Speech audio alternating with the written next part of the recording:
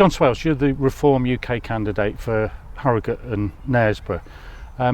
Firstly, just thank you for the time this morning with the Saturday before the election coming up on Thursday.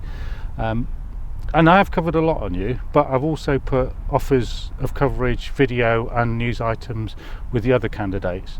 And there's been a variable pick-up, if you like, uptake of interest.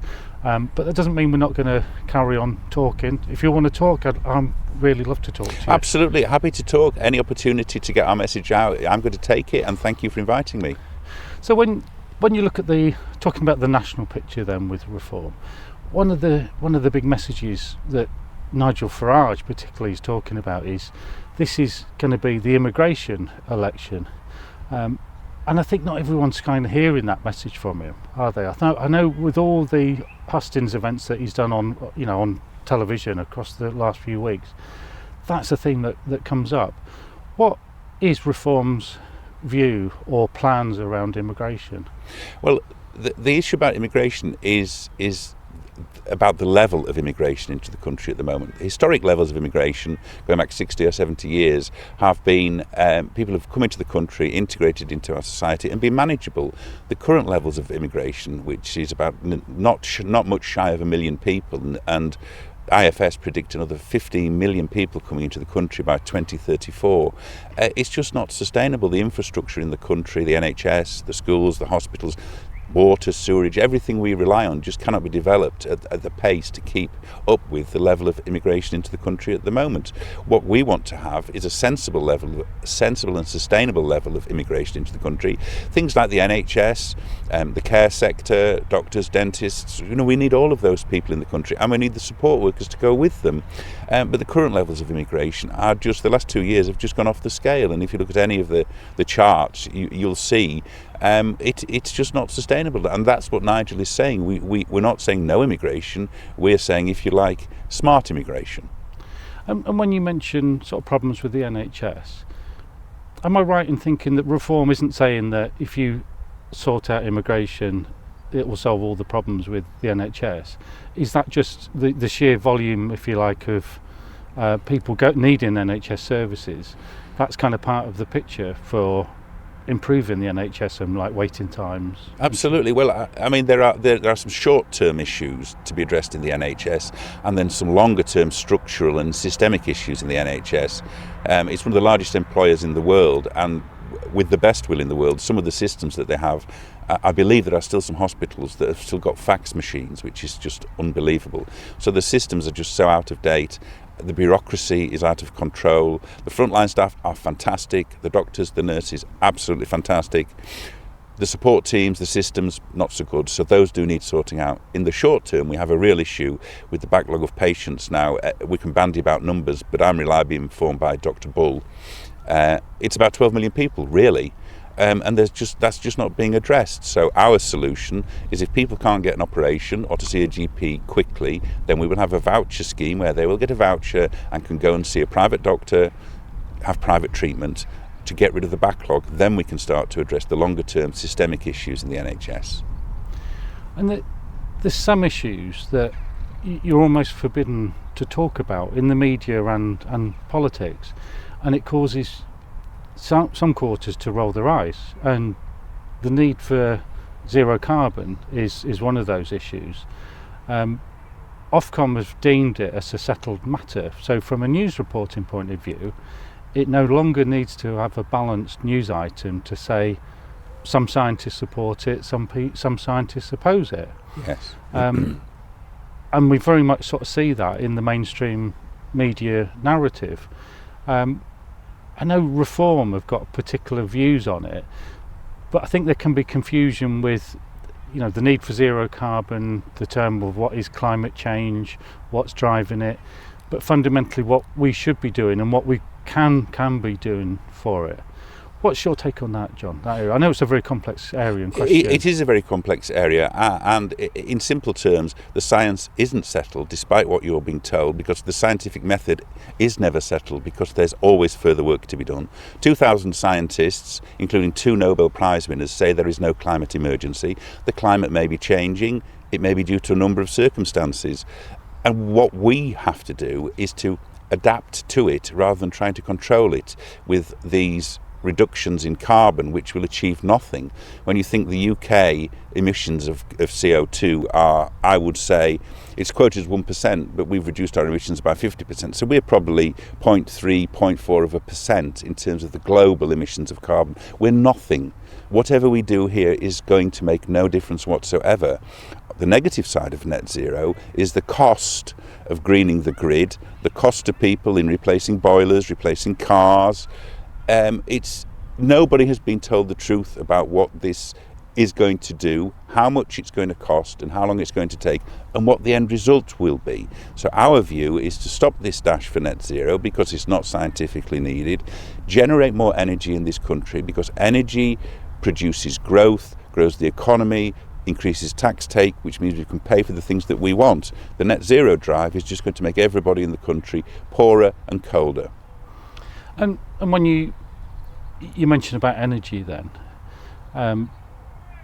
what would be the mix then under a reform government that we would see, a generator kind of mix then? How would we, I suppose there's two things, isn't there? If we need cleaner energy, I don't think anyone argues about the need for kind of cleaner energy, but how do we get there? And if we want to reduce carbon, what's the route? So there's a short term and a longer term, and we'll talk about domestic energy rather than industrial commercial.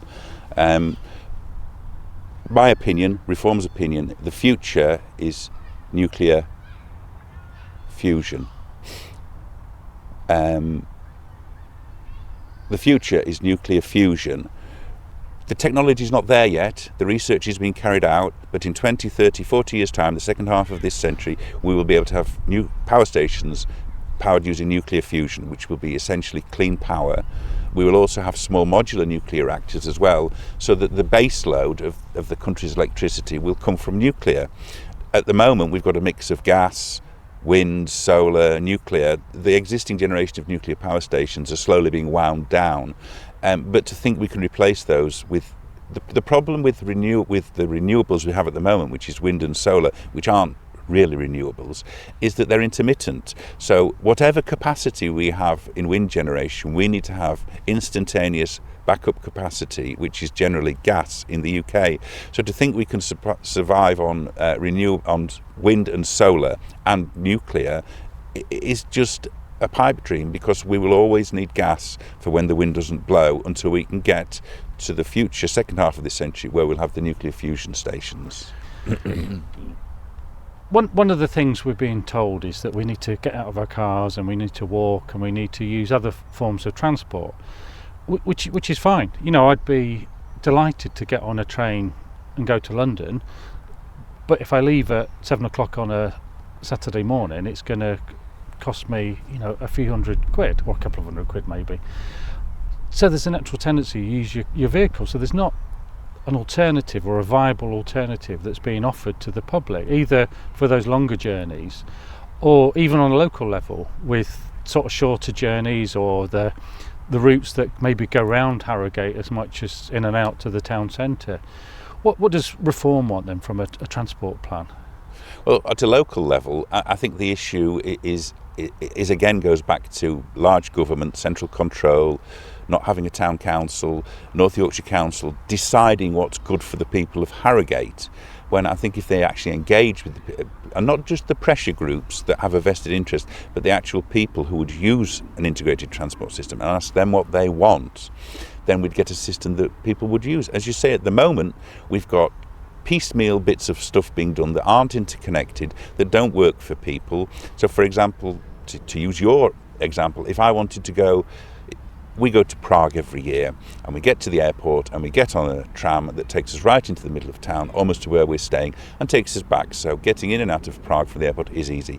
If I wanted to get to Leeds Bradford Airport, I would have to walk to the bottom of my road, wait for a bus that comes every 20 minutes, get a bus into the middle of town, get the bus from town to the airport, and then do the same thing coming back. So that's probably 2.5 hours worth of messing about in all sorts of weather, when I'm just using Prague as an example. There are plenty of other schemes in Europe, Paris for example, where an integrated Newcastle, you want to go from the quayside up to the airport, just on the metro. So it is doable if you make it easy and convenient for people, and also protect them from the extremes of the weather, then they will use it. But in Harrogate, we've just got the worst of both worlds. We've got a Victorian rail system, we've got a privatised bus system that doesn't have a frequency that suits people's needs. You know, for example, if you want to leave Harrogate at night, you have to go to Leeds, you have to get back nice and early. We have 2 buses an hour going past where I live. We've got parking in the middle of town. We're losing the disc parking spaces. We've got a multi-storey car park. But if you want to go to the station, you've got to go from the bus station to the train station. The whole thing is just a mess. So what would be Reform's attitude? Like, you know, a lot of the bus, well, as you mentioned there, a lot of the bus operators and the train operators are private profit-making businesses. Like many services, like the water services, so they sort of seem to balance this line, if you like, of profit versus the service that they provide. Has Reform got an approach to how they would, if you like, rebalance that out? Yes, I think despite having voted Conservative for a long time, I would say that some of the privatisations that were carried out under previous Conservative governments were a step too far. Strategic national infrastructure should not have been privatised, and then should not have been subsequently sold off to foreign owners. So we find our water companies owned by billionaires in Korea, or German utility companies, or French utility companies. Our model is that national infrastructure should be a privatised public cooperation.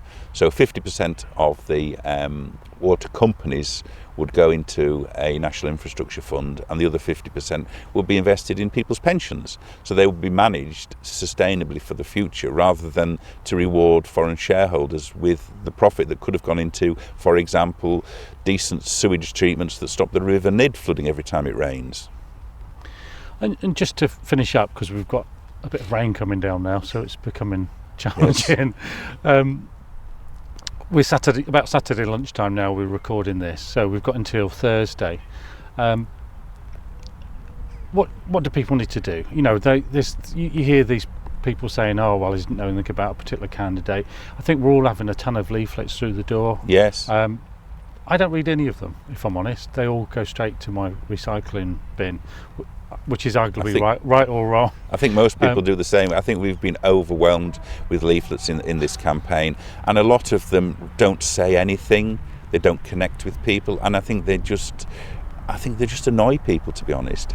I think go online, Google Reform Harrogate. You'll find our policies, you'll find our contract with the people, you'll find loads of videos that we've done, you'll find loads of information about what we're about. We're in Harrogate Town Centre today till 3 o'clock this afternoon, and tomorrow we've got a group of people on a stand. Come along, have a chat to us, take a leaflet, ask us any questions you've got. We're also in Knaresborough, which I'm going to now, until 3 o'clock, Knaresborough Market Square. So again, pop along there, and if you're watching this after Sunday, read our policies, get to the voting station, don't forget your photo ID, and vote Reform, and vote with your heart.